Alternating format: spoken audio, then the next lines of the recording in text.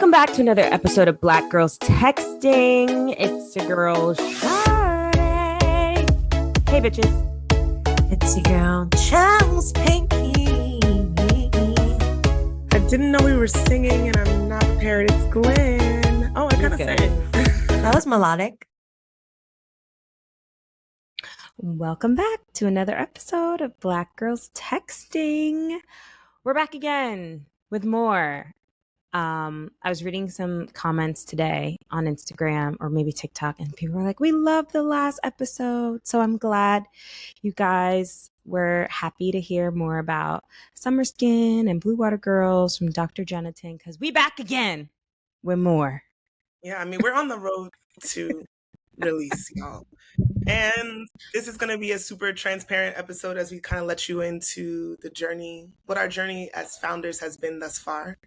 And in the sake of transparency, we are here at the end of August, and we hoped our product would already be out by now. Yeah. It literally said, coming soon, Coming summer 20. 2024.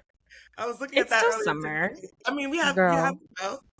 we still have It's gonna until be like fall, some part of September for it to be summer. But Yeah. I think one of the genius things, and we can get into this a little bit more as we talk about like our road to this point, was that we always had this idea from the very beginning that the product should be something dual purpose, something that you can like really live with, whether you're in the summer or not. So we're embracing the, this new timeline, and getting creative. And, we talk about how Embracing this new timeline is really funny to me. you You should be a politician, girl. Yeah, that was gestures. great spin. We were watching the Democratic Convention last night. Right. That's what it's giving. It's very much giving that. Giving convention watcher. Picked up some skills and tips. No, but we talked a lot about how, our product is inspired by travel. And so, again, we hope this is something that people will really use year round. But rewinding a little bit. Yes. On an earlier episode this month, we talked to you about sort of the genesis of this idea, us being inspired by a glow, by the sunshine. So how do we go from idea to physical product? That has been a year and a half long journey. Yeah. That feels so crazy to say. Yeah. And Insanity. it's just also strange because I feel like one day we're going to look back at this and be like, wow, so much shit was also going on. Like, we have job transitions, we had weddings, like so much stuff was happening. And I think that also is, I don't know, I feel really lucky when speaking to other founders that did it by themselves. I think having 3 people is also really special because you can like lean on each other for different points and times.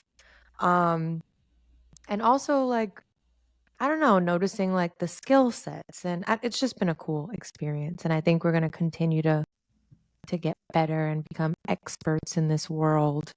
Totally. Yeah. Yeah.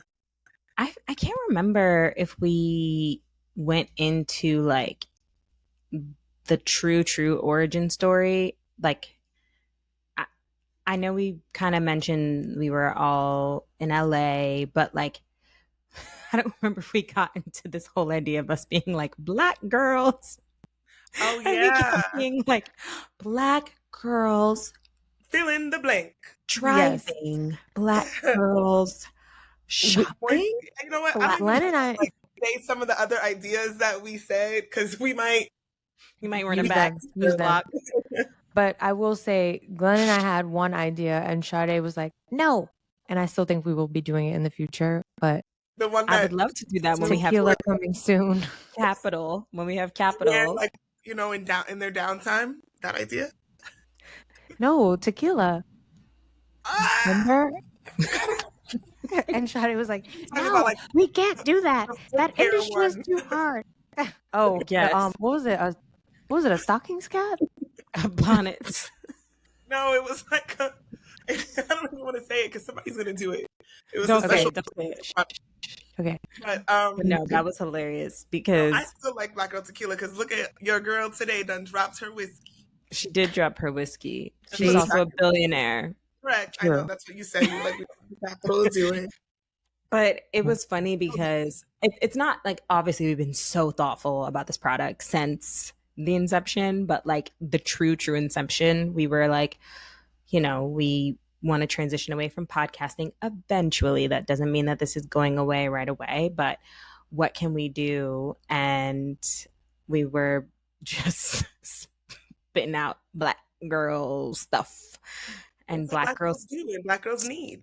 Black Yes. girls tanning was like kind of originally what we had in like a deck. Oh, like yeah, some BGT. crazy slides. Yeah, we were like BGT. Mm-hmm. We didn't want no drama with our good sis over at Black Girl Sunscreen, and this Yes, is of not course not. exclusively for Black women. So we also just didn't want to have that name, but the BGT would have been so cute. It would have been. It would have I been. mean, we can still use it in some marketing. Black girl tequila. Well, Black Girl yes. Tequila can be our BGT. Well, yeah.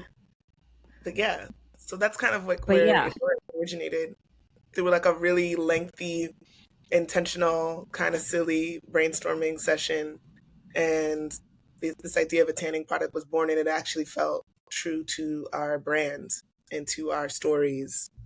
And then from there, I feel like for a while we tried to just kind of like kind of figure it out on our own. It was a very short. yes. We were like, we gonna go get oils and mix stuff up in the kitchen, and I was like, no, Well, like, okay. thank like, you.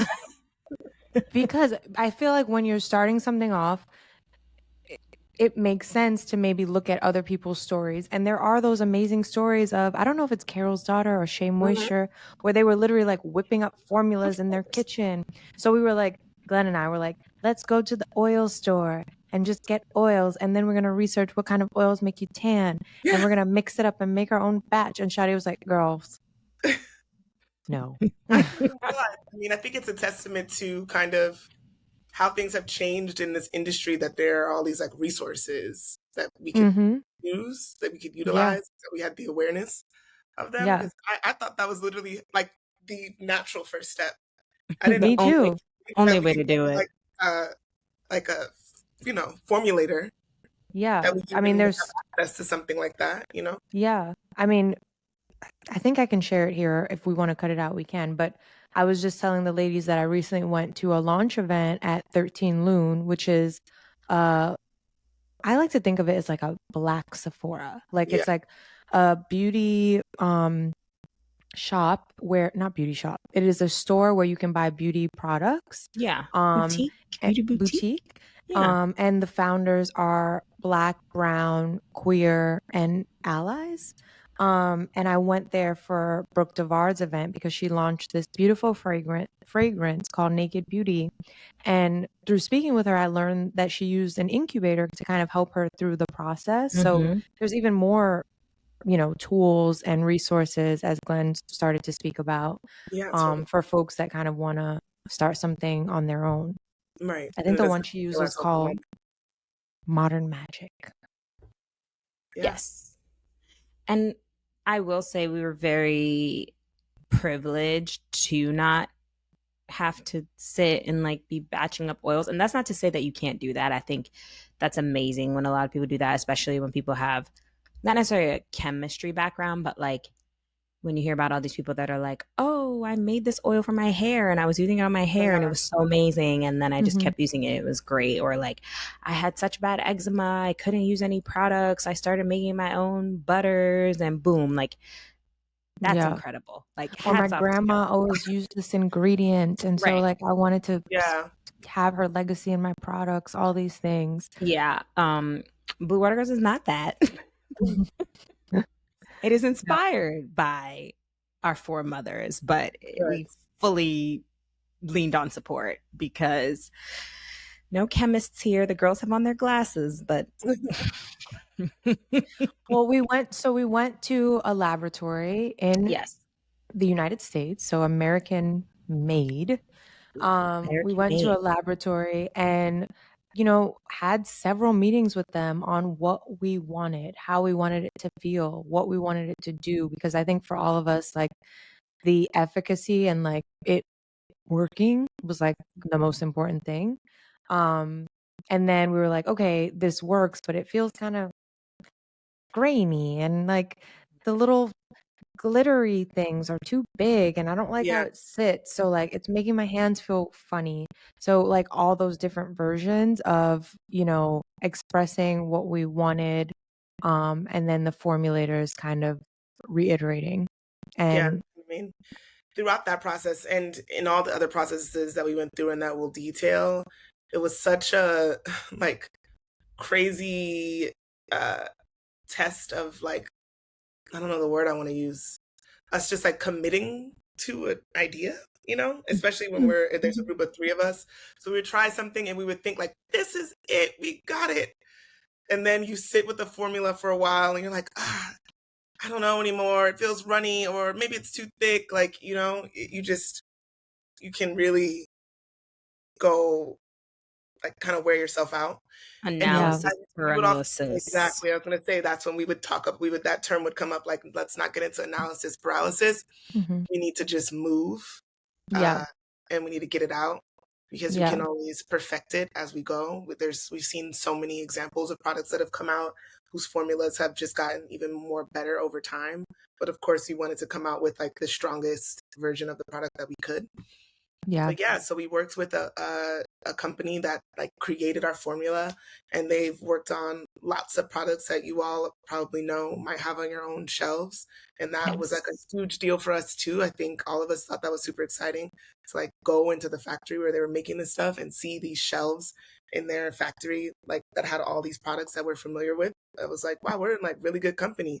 This It is was like Yeah. super so cool. legit. Yes.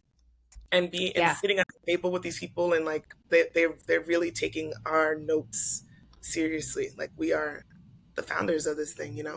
Yeah. And then just to like rewind a little bit, and I'm sure we can share this, we have been partnering with this incredible woman who is also a founder.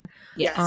She has this incredible brand called, can I say it? Or Yeah, I guess so. Yeah. she has an incredible brand called Tinky Poo. So if you have a baby or there's a baby in your life, get them some Tinky Poo diapers. Don't get them Pampers. Don't get them Loves. Get them Tinky Poo. It's Black Period. woman owned. But anyways, we learned a lot from her. Her name is Nadia Spencer. Mhm. She, really kind of told us, okay, step 1, let's do this. Step 2, let's do this. Step 3, let's do this, and kind of guided us. But we were all very much leading the process and like having our input and giving back notes, and I don't know, it was just like a very involved process. Yeah, and like through her, because she's worked with several brands and as a founder herself, we were able to leverage like her connections and kind of see the whole process through in a like very measured way. Like Hmm. start with formula, move on to fragrance. I don't even know if we thought about fragrance when we first Yeah. started it. Like not And like in a real Yeah. way, you yeah, know. and then fragrance, right, might disrupt formula, so now we got to get back to formula. And don't forget, we Mhm. got to do packaging while we're doing this. And not only do you Yes. have to do the bottle, but you also have to do the box. And how's the font, how's the design? It was really intense, y'all. Super, super, super intense. Yeah. So Yeah, I yeah, don't like think we would have known up from down if we didn't have that guidance. So again, hats off to people who kind of were like figuring it out, but it was so helpful because like you guys said, it just like kept us on track and like because you're doing multiple things at one time and then like Hmm. everything influences one another and you mhm, it's like we don't know like even down to how we ended up with our packaging was tricky because we were like how thick is it going to be? How thin is it going to be? Will it work with a squirt bottle or like we need to what? have Like, a pump. yeah, like how does this work? Mhm. So I Yeah. think that was super, super challenging for us because we were kind of like, when people are like, oh, you're building the plane while flying it. And I hate that saying because I'm Mhm. like, that is a terrible idea. But that's what we had to That's do. exactly what we did. Yeah, I mean, that's like the podcast too, though. Like, I feel like people have come up to me, so many people have been like, oh my God, I want to start a podcast, but like this isn't right, and this isn't right, and that isn't right. And I'm like, just do it. Like, Yeah. get started, and like the pieces will come together as you go. And Yeah. I feel like that's kind of, I mean, the pieces are still coming together because it's not out yet, but Very much it's so. very close. Close. So Um, I think one of my favorite parts, we talked about like developing the formula, developing the fragrance was so fun. We worked with a company that's like a very like age old French fragrance house with a lot of history. they Um, make some of your favorite fragrances. We won't yeah, say who though. yeah. And we got to like go into their factories as well and learn so much about scent. Oh Um, my gosh, that was stressing me yeah, out. the scent was wild. Okay. Yeah. We had so of course we wanted it to smell reminiscent of like typical tanning products that make you think of summer right away, which Mm-hmm. often have like a scent of coconut, something that smells a bit, something that makes you feel like you're smelling the sea. So we knew we wanted Mhm. those notes, but we wanted to sort of spin it on its head. Um, we for a while had this one scent that we thought might be it, and then we tested it with some friends and family, and the more we smelled it, the more it started smelling like hair conditioner. We were like, not a hair product. Oh How do we make this smell like my something for the god, skin, you know? this is a triggering episode. Oh my God. And then we were like, well, there are certain scents that, you know, there's data that supports our community, Black women Yep, enjoy these scents. So we definitely want to pay attention to that and exactly. implement those scents as well. So it was like, it was cool. It And was. we I got mean, to go into the jojoba. factory. Yes, the fact once I smelled that jojoba, it made me feel warm. I was like, yeah, you know what? I'm the demographic. So Yeah. if you Are the that demo for that? jojoba hit the formula, You are the user. wow, went crazy. That warmth, it just went crazy. Um, yeah, we were just sitting and smelling and smelling. And at the end of a day, like once you've smelled like 6 or 7 swatches, you don't know what you're smelling anymore. Yeah. It just Then we have starts to move crazy. away from it, take a Yeah. break because then you don't smell anything anymore. It all smells the same. Then, yeah. Then we had to test it on our friends. Okay, blind test. Hmm. Which one do you like more? Did you like to smell 1 or 3? I And, was you know, walking around with them lotions in all my bags, Yes. oh just my going God. up to strangers. Hey, not Remember strangers, when friends of friends. So if you guys don't know, when creating a product, I think our product has like it's like 1% of the actual pure Mhm. scent in our Yeah. product, but when testing it out, they give you like the scent Oh concentrated. Jesus. And it was in my purse and I was like, why do I smell our formula like just so aggressively? And the thing had like the glass had like exploded in my bag. And to this day, my fucking Saint Laurent purse is the bottom of it is sticky because literally the concentrated scent went through the leather. And yeah, my bag, the bottom of it is like damaged, but it You does smell a good. lot of this is a trend for you. Oh, And now I'm like, this has happened before, you know? well, that was Shadi's bag. But still, nonetheless, even worse. But Yeah. yeah, that shit is no joke. I still Yeah. have some like randomly I in still have them parts of too. my Yeah. So we would home. put that concentrated fragrance into like a lotion so that it could be diluted and we could apply it to the skin and really smell it. So we just were walking around with all these little jars of them. Yeah, I still have them too for like posterity. That feels So like years ago, like It literal does. ages and when ago. we got to that point, I was like, wow, like that was so exciting. I think because It we had was like a cool. physical thing, you know, Yes. they were still developing the actual serum on the other side, but we had this like tangible thing we could smell and focus on. I And it's remember like our when scent. it was our scent, Yeah. yeah. I remember when we left the factory one day, I was having lunch. Like, we were all on a call and we were trying to determine what the name was to kind of go back to what we were talking about at the earlier part of the call. And I think that was when Chelsea, you have been floating like Blue Water Girls. I think that's it. And I don't know. I remember smelling the fragrance and thinking about the name and being like, this, yeah, this works. Like, this makes so much sense. Yes. So that felt like a really big milestone for us. Yeah, it was huge. And then Milestones. I remember after our last fragrance meeting when we like landed the fragrance, we kind of had to move on to packaging and Mhm. we took a trip to Ulta and we Yes. were going aisle by motherfucking aisle, picking up every single bottle, trying to figure out what sort of bottle do we want? What sort of pump do we want? Do we want the thing to come in a box? Do we want it to be see-through? Do we want it to be plastic or glass? It was so intense and like things you don't even think about because you just, you go in and you buy your shit, but like, man, packaging No. is a beast. And packaging felt so important because it's just the first thing people will see once we start selling in stores. Yeah. And we were like aware of that. And because we have this beautiful formula, we wanted to showcase it. So like Chelsea said, we had this vision of having a see-through bottle. Baby. Yeah. Maybe I'm version 2. Because the product is so Yeah. beautiful. It's like when you put it on your skin, it's like gold, bronze. But Who would have known we had this vision for these like punch-out letters on the bottle?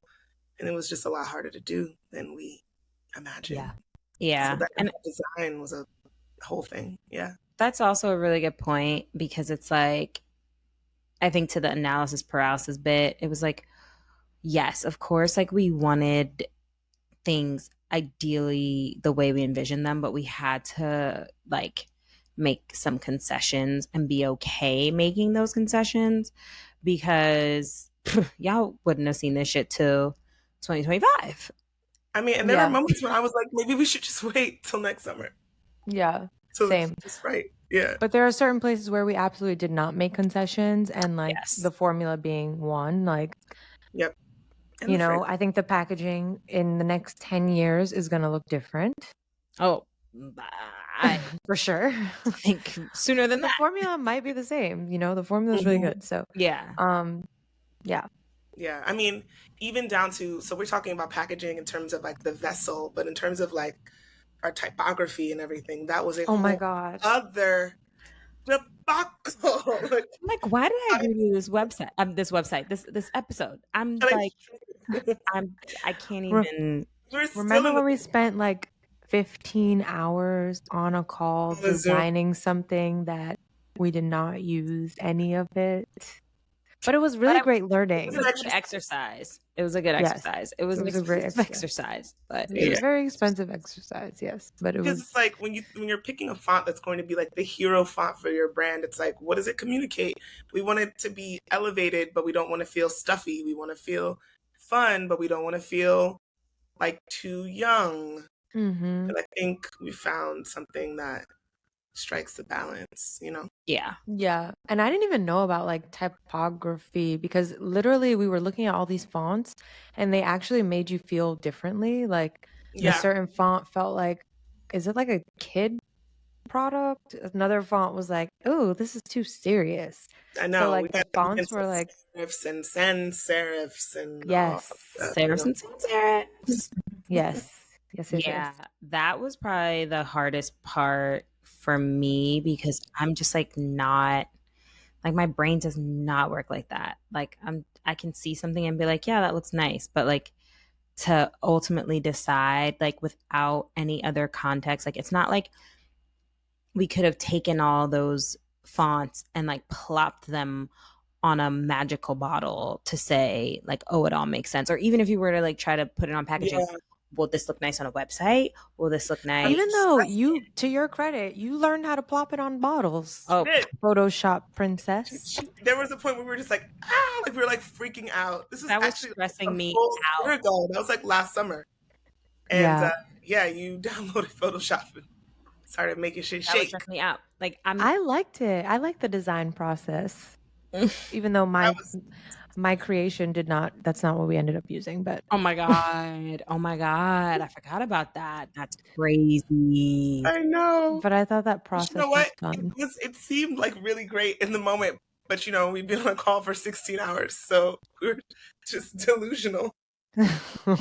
Like it was just. And that's the other thing, like you have to have a sounding board that you trust, but then you also like can't take everyone's opinion. Like I remember distinctly going back and forth with Glenn being like, you cannot show it to this particular person or people because or that other person you used to mention you. Yes, because they're gonna throw you down a fucking like I don't know the Rabbit. word. I can't think of it. Yeah, rabbit hole. There we go. I was like domino effect, whatever. You know what I mean? They're gonna put you somewhere you don't need to be mentally because they're gonna be Mhm. like, we're going in the direction of like a coconut smell, and they're gonna be like, what about amber? Like it's nothing to do with Mhm. the brand or what we're doing. And Yeah. that's really hard because like you want to listen to your friends and ask your friends, but then it's like you can't like trust everyone's opinion, and you can't listen to everybody's opinion either. Mm. Mhm. Which again is also related to the podcast. I feel like that was something that we've learned. No, like something that we've learned in the podcast is like sometimes your friends, it's like they have such an opinion, but it's like, bro, you're not in it. Like, Right. trust what I'm doing and kind of Wait, just, now I'm like, what happened with that with the podcast? you don't remember? Oh, my former people. Yeah. Mhm. I think both of them were your former people. They were. Two of them were friends. Oh, yes. Oh, I don't even I don't even think about their opinions because they're so irrelevant to me. So I was like, Oh, who are we talking about? Not in a shady way, just in like a okay. Right. yeah, but like, And then yeah, look what I we mean, made. So yeah. lots to do. Yeah. And again, I think I've said this 10 million times, but literally, if it weren't for the supporters of the podcast, this would have never been a thing. So So thank true. you so much.